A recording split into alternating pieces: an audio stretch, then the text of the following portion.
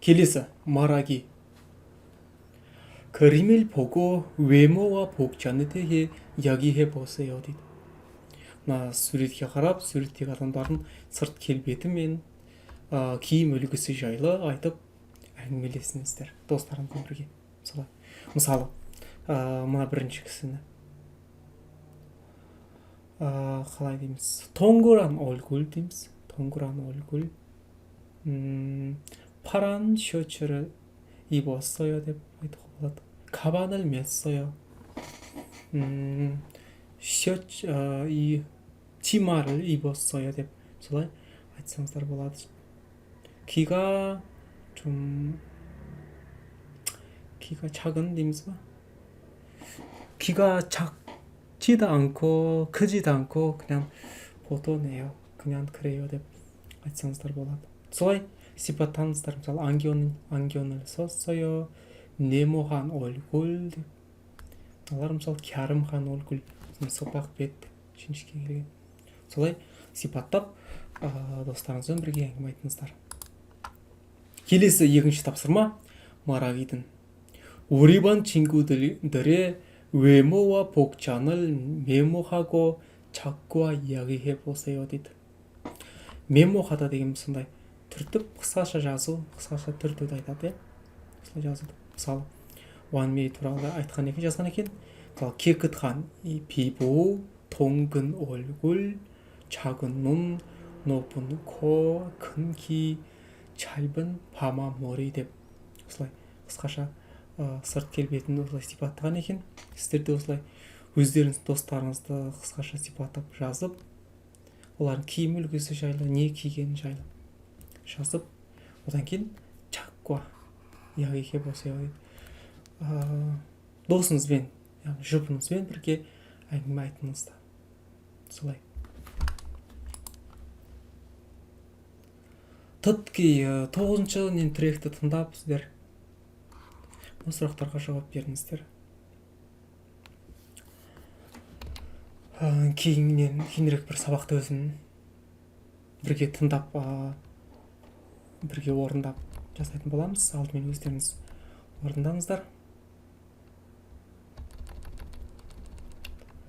келесі иліккей. енді осы иліккейді сіздерге оқып аударып берейін.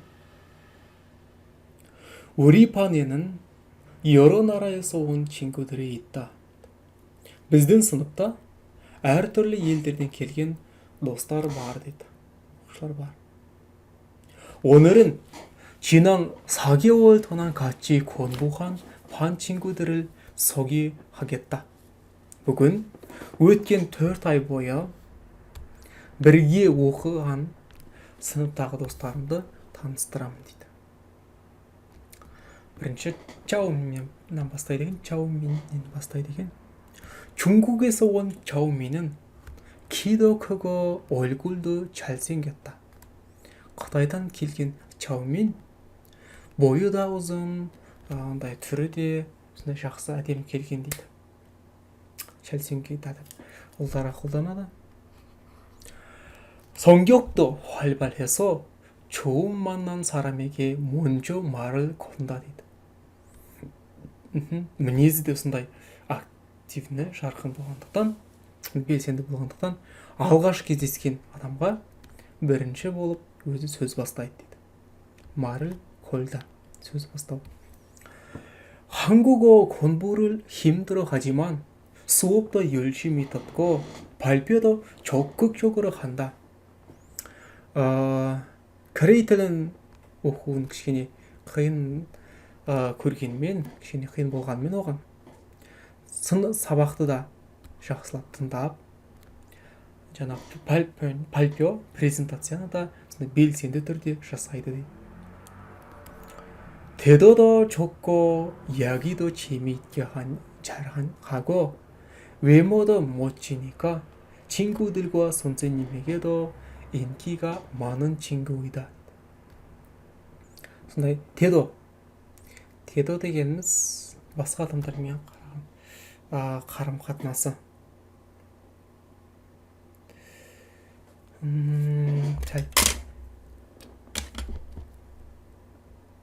attitude дейді. Ағылшынша қазақша қалай айтамыз? Қазақша орысша қалай айтамыз? Тедо дегеніміз поведение, манера дейді. Сондай қарым-қатынасы, поведениесі, өзіне ұстауы сондай да жақсы дейді. Жақсы және әңгімені де қызықты етіп жақсы айтып, сырт келбеті де сондай сымбатты көркем болғандықтан достарға да, мұғалімдерге де сондай инкигаманта, танымал, көп адам соған қызығады дейді. одан кейін 다니엘ге байланысты деген 자오민과 제일 친한 친구는 미국에서 온 다니엘이다. 자오민мен жаңағы ең жақын 자오민нің ең жақын досы ол америкадан келген 다니엘 дейді. 다니엘дің көзі 다니엘은 눈이 바라고 지격이 좋은 사람이다. 사람이다. 가면서 내절에 다 болады. 다니엘은 항상 자신감이 있다. 다니엘дің көзі көк, 눈이 바라고, 지격 дегеніміз дене бітімі сондай формасы да жақсы адам дейді. және 다니엘 әрқашан өзіне сенімді. 그래서 수업 시간에 발표를 잘한다. сондықтан сабақ уақытысында презентацияны жақсы айтады, жақсы жасайды дейді. 그리고 운동을 좋아해서 수업이 끝나면 항상 운동하러 간다. және де спортты жақсы көргендіктен сабақ аяқталысымен әрқашан спортпен айналысуға барады дейді. 말레이시아에서 온 자밀야는 눈이 크고 귀여운 친구이다. малайзиядан келген 자밀야 көзі үлкен және сондай сүйкімді дос дейді. 자밀야는 성격이 꼼꼼하다. 자밀야ның мінезі сондай мұқият кісі дейді. жаңағы өтті ғой 꼼꼼하다 деп сөздікте. сондай ұқыпты, мұқият кісі дейді. міне сондай. 그래서 수업 시간에 선생님의 말을 다 메모하다. сондықтан сабақ уақытысында айтын мұғалімнің айтқан сөзін барлығын түртіп отырады дейді. 수업 자료 수업 자료는 바로 정리해서 잃어버리는 일이 없다. жаңа сабақ материалдарын бірден жаңа реттеп отырғандықтан жоғалтатын нәрсесі жоқ дейді. 잃어버리다. жоғалтып алатын нәрсесі жоқ. мұндай кез болмаған дейді. 언제나 열심히 공부해서 1단계 때는 1등을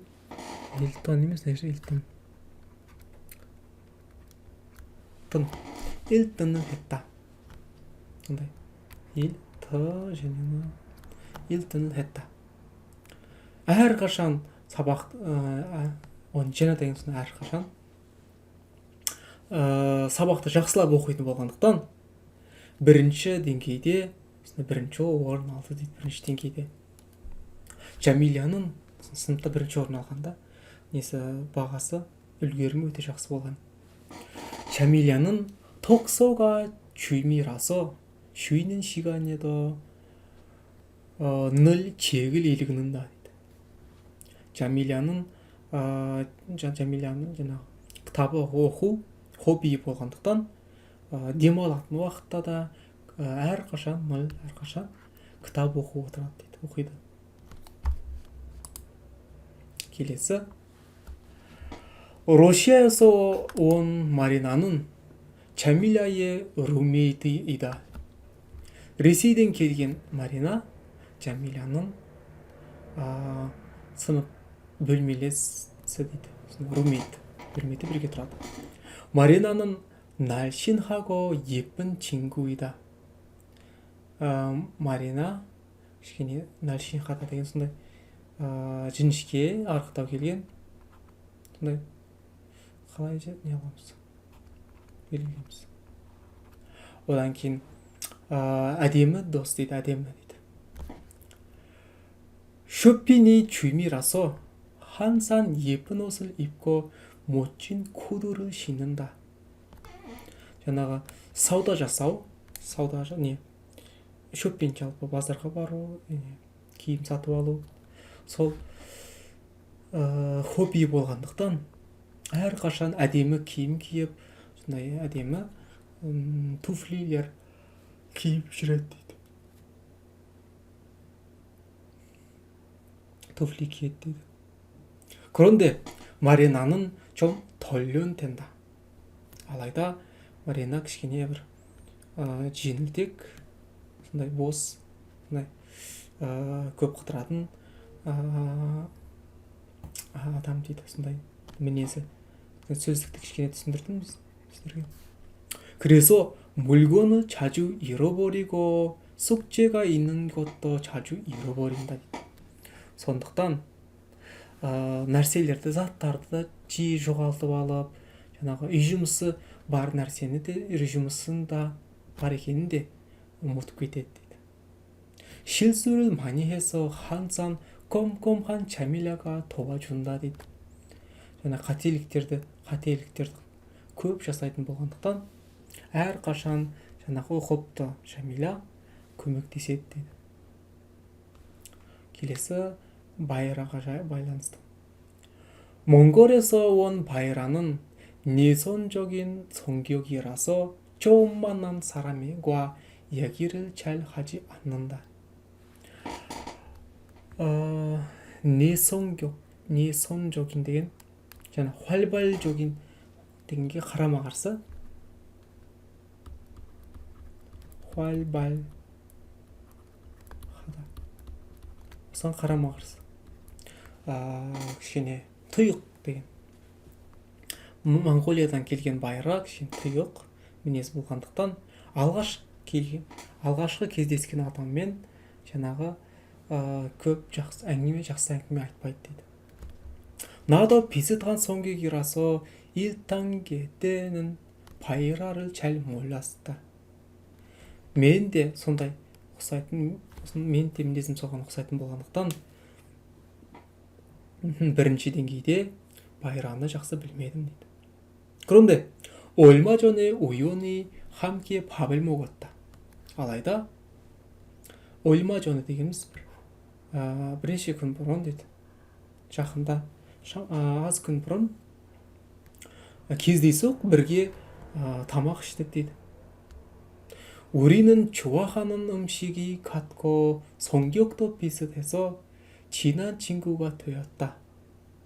біздің жақсы көретін тамағымыз да бірдей және мінезіміз де ұқсайтын болғандықтан жақын досқа айналдық дейді. жақын дос болып кеттік дейді. 이렇게 우리 반 친구들의 외모, 성격, 취미가 모두 다르지만 어려운 문제가 있으면 함께 고민하고 즐겁게 공부하고 있다. осылай біздің сыныптағы достарымыздың сырт келбеті, мінезі, олардың хоббиі барлығы әртүрлі болғанмен сондай қиын мәселелер туындағанда бірге уайымдап сондай қызықты түрде бірге сабақ оқып жатырмыз дейді. 다음 학기에는 더 많은 친구가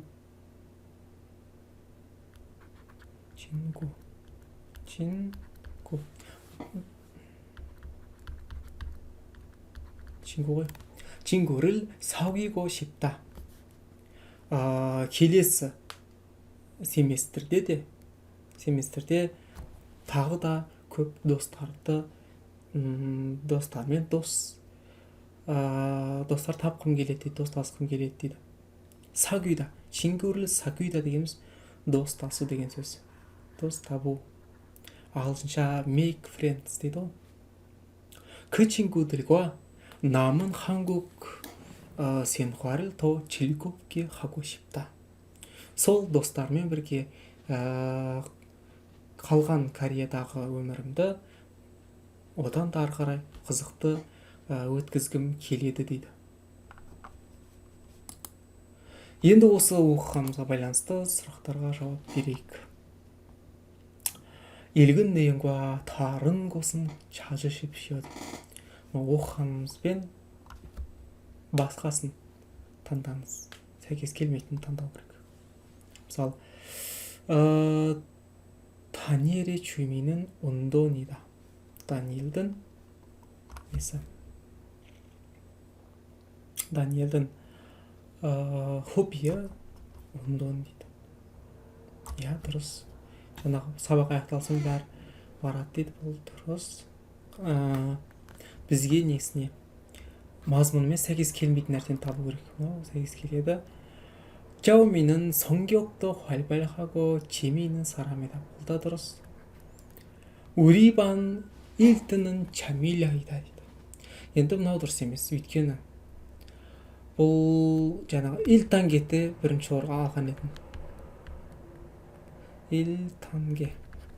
бірінші деңгейде Джамиля бірінші орын алған еді. бірақ қазіргі сыныптағы, қазіргі екінші деңгейде, 2단계де оқып жатыр, оны білмейміз.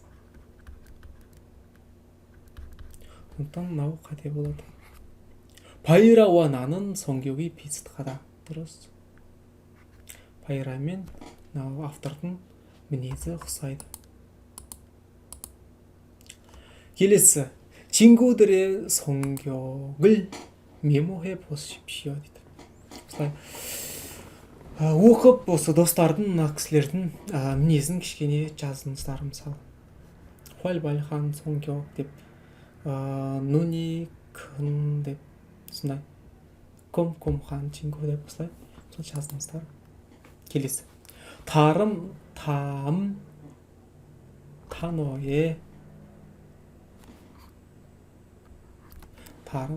단어의 뜻은 무엇입니까? келесі нелердің, сөздердің мағынасы не? соны жазыңыздар, айтыңыздар. 활발하다, 적극적이다, 꼼꼼하다, 돌연태다, 내성적이다 дегендерді жазыңыздар. одан кейін оқып болғаннан кейін сол 우리 반 친구들을 소개해 보십시오 дейді. осы сыныптағы достарыңызды таныстырыңыздар. сосын бірге оқытын, жалпы достарыңызды осылай таныстырып жаттығыңыздар. енді сызу тапсырмасы, жазу, 쓰기. 언는 연해서 써보십시오 дейді. осыларды мысалы сын есімнен кейін зат есім келетін сөз тіркесі ғой. сол кезде сондай сөз тіркесін жасау, құрау кезінде қолды пайдаланамыз. ал мынау осы шақта, осы шақтың жасау үшін қолданамыз. осылай үлгідегідей етіп, мынандай 나는 예쁜 여자를 만나고 싶다 дейді. мен әдемі қызды, 예쁜 여자, әдемі қызды кездестіргім, әдемі қызбен кездескім келеді дейді. сол сияқты осылай мыналарды пайдаланып, 여자, 남자, немесе 사람 деген сияқты әртүрлі сөз тіркестерін жасап, сөйлемдер жасап жаттығыңыздар, жазыңыздар. келесі және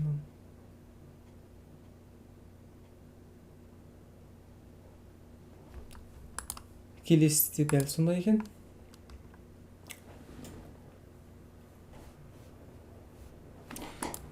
қателеспесем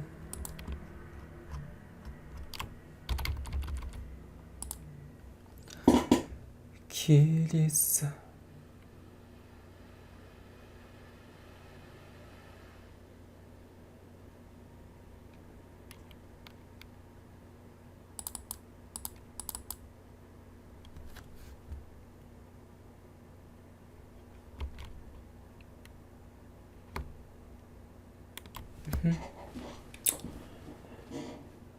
келесі енді жаңа мінездер болды ғой. Бұл жерде енді нен покжан киім жайлы болады. Сырт келбеті, сондай киім үлгісі жайлы қалай бейнелеуге болатын. Мысалы, так 맞는 바지. 나는 나에게 딱 맞는 바지를 사고 싶다 дейді. мен маған дәл келетін, так матта деген сондай. Матта деген дұрыс қой. Дұрыс деген сөз. Так матта дегеніміз дәл шақ, тура келетін сондай шалбарды сатып алғым келеді дейді. Осы сияқты әртүрлі сөйлемдер құрап жазыңыздар, жаттығыңыздар. одан кейін келесі сыги 2 이상현에 대해 다음 사안을 간략하게 정리해 보십시오 дейді. сондай 이상현 дегеніміз сондай сіздің идеалды жаныңыз, идеалды адамыңыз жайлы қысқаша жазыңыздар. Мысалы, сырт келбеті, мінезі және киім үлгісі қалай болған қалайсыздар.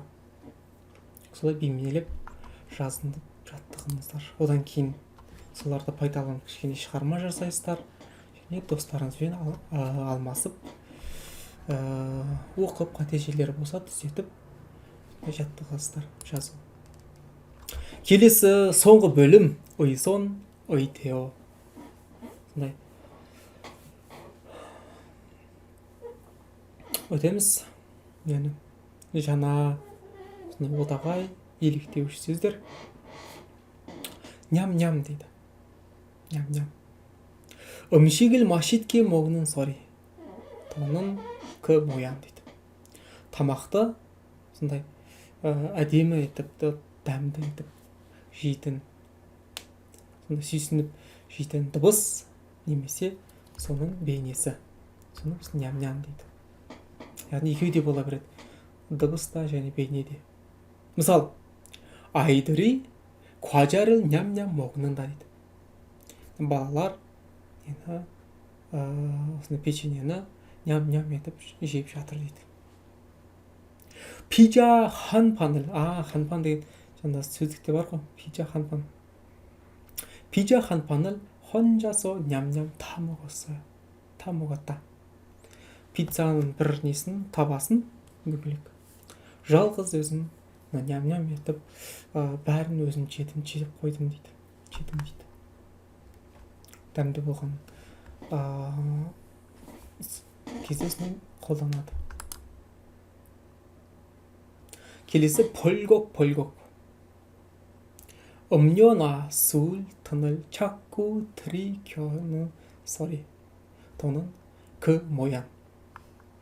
сондай сусын немесе сондай ішімдікті жиі қайта бәрін жұтып ішетінді қылық деп дыбыс шығады. солай дыбыс шығарып ішкенді 벌컥벌컥 деп осындай дыбыс айтады, немесе соны осылай бейнелейді, моян. мысалы, 목이 말랐어 물을 벌컥벌컥 마셨다. 목이 마르다 дегеніміз шөлдеу деп соны айтады. тамақ кебу тікелей аударған кезде мағынасы шөлдеу.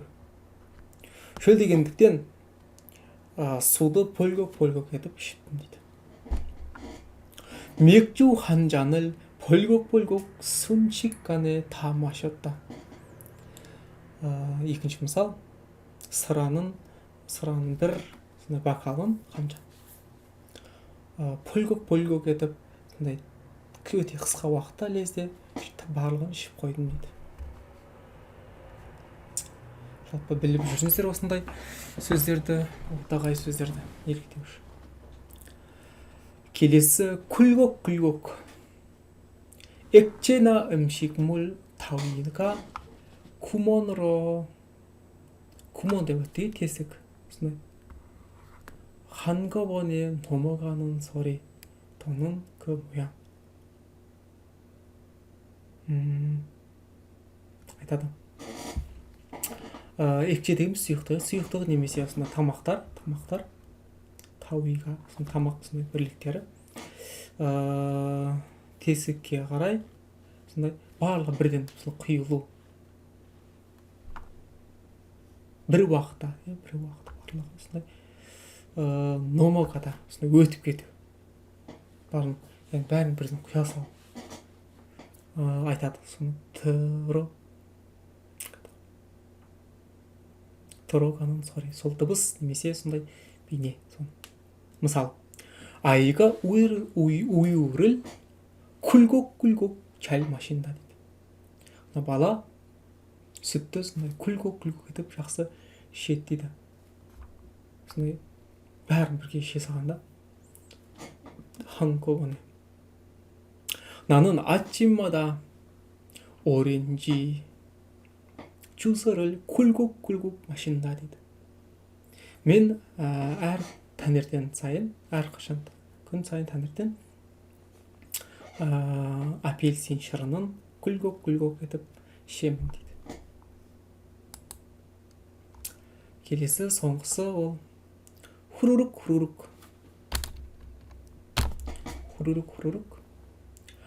적은 양의 액체나 국수 따위를 빠르게 들이마시는 소리 또는 그 모양.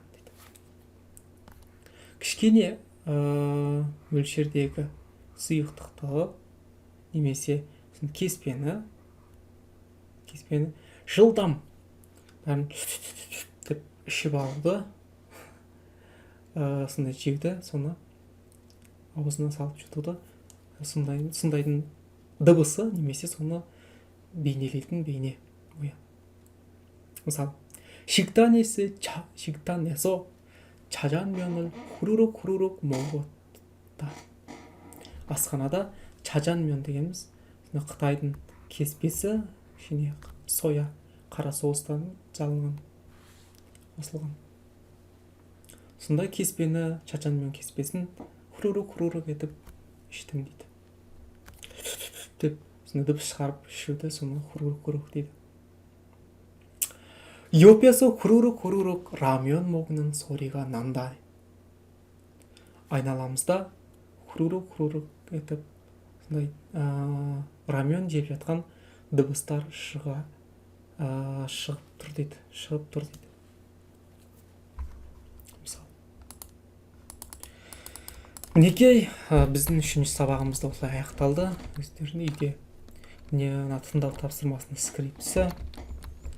келесі сабақта біз ілле요, ілке요 дегендерді және ілкайо және ынде요 дегендерді өтіп, соны түсініп қолдана алуды үйренеміз және біздің қалаған затымызды сатып алуды үйренеміз.